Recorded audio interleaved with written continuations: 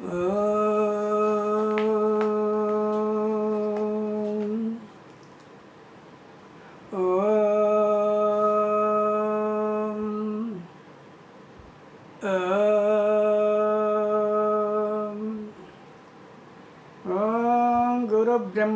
गुरुर्विष्णुः गुरुरेव महेश्वरः गुरु साक्षात् परब्रह्म तस्मै श्री गुरवे नमः।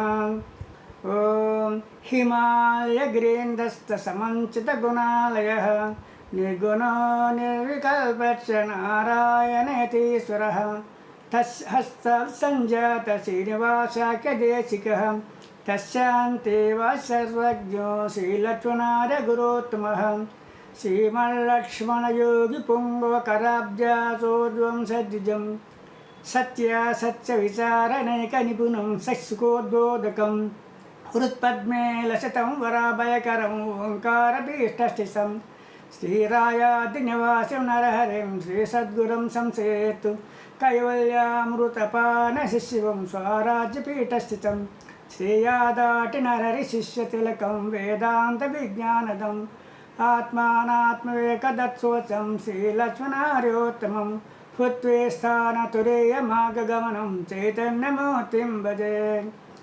एतद्देशिकलक्ष्मणार्यतपसा सङ्क्रान्त सद्बोधकम् औवांशपयोनिधिसञ्जनित अन्नय्यारतीर्थोत्तमं सोऽहं भावविलासिद्धनिदानक्रीडसद्देशिकं स्वराज्यात्मप्रबोधपेटलसितं पूजे मदीयं गुरुं पूजे मदीयं गुरुं పూజే మదీయం గురుం.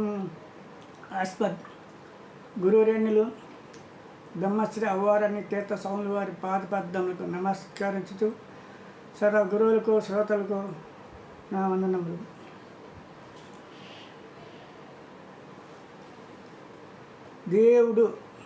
దేవునకు దేవతలకు తేడా ఉంది. దేవుడు చూసేవాడు కాదు, చెప్పేవాడు కాదు. ఆయనకు రూపనామ క్రియేతు దేవుడిని పేరు. రూప నామ క్రియారహితుడు అని దేవుడు. మరి దేవతలు దర్శనం ఇవ్వచ్చు, మాట్లాడవచ్చు, వరాలు ఇవ్వచ్చు. శివుడు కావచ్చు, విష్ణువు కావచ్చు, బ్రహ్మ కావచ్చు, విఘ్నేశ్వరుడు కావచ్చు, అమ్మవారు కావచ్చు, లలితాదేవి కావచ్చు. పోతే టక్కి మిగతా దేవతలందరూ కూడా ఎవరికి దేవత ప్రీతి అయితే వాళ్ళంతా కూడా దర్శనం ఇవ్వచ్చు, మాట్లాడవచ్చు, వరం ఇవ్వచ్చు. కానీ దేవుడు ఇంద్రియాతీతుడు, ఇంద్రియ అగోచరుడు. దేవుడు ఇంద్రియాలకు కనపడు. అంటే ఆయనకు రూపం లేదు కాబట్టి కనపడు. ఆయన చెప్పేది కాదు, చూసేది కాదు. అది అనుభవమే. ఆయన కొన్ని లక్షణాలు ఉన్నాయి.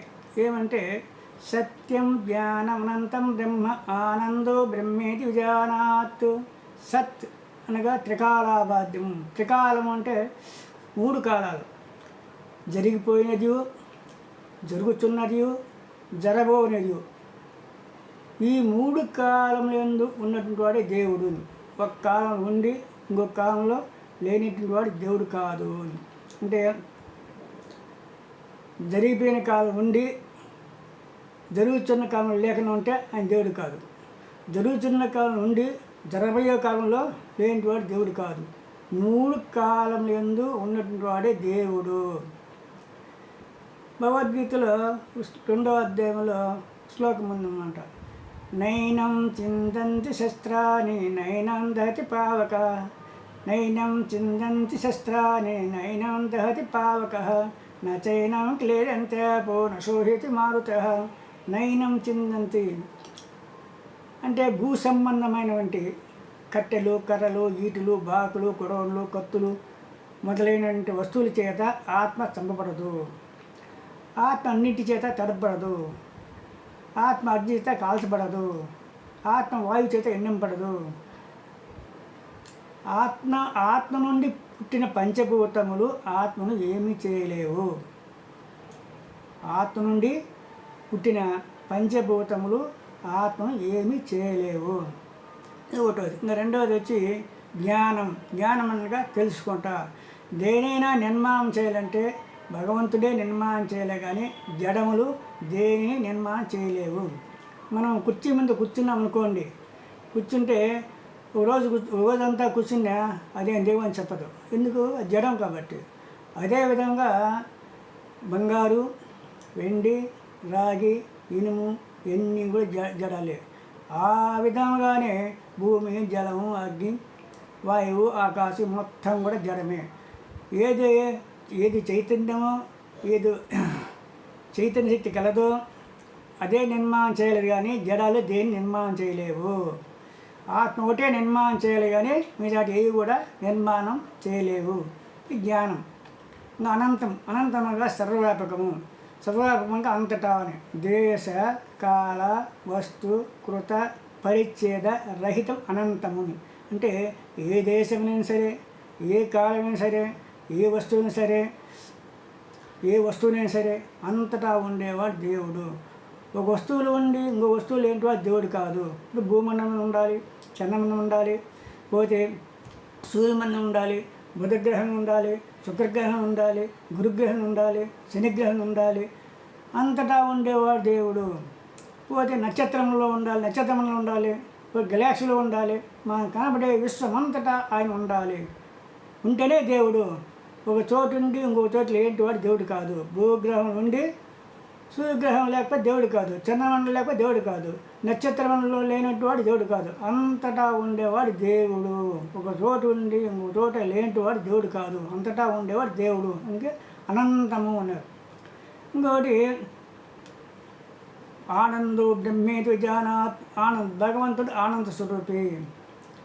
స్థూల శరీరం ಮಾಡಿ పశువులకు శ్వాస ముక్కుదాడి ఉంటుంది.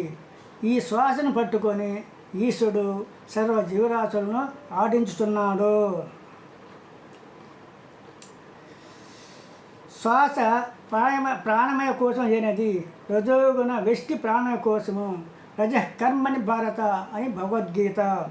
క్రియాశక్తిని శ్వాస దేవుణ్ణి సంపాదించుకొని స్థూల శరీరముకు ఇచ్చుతున్నది.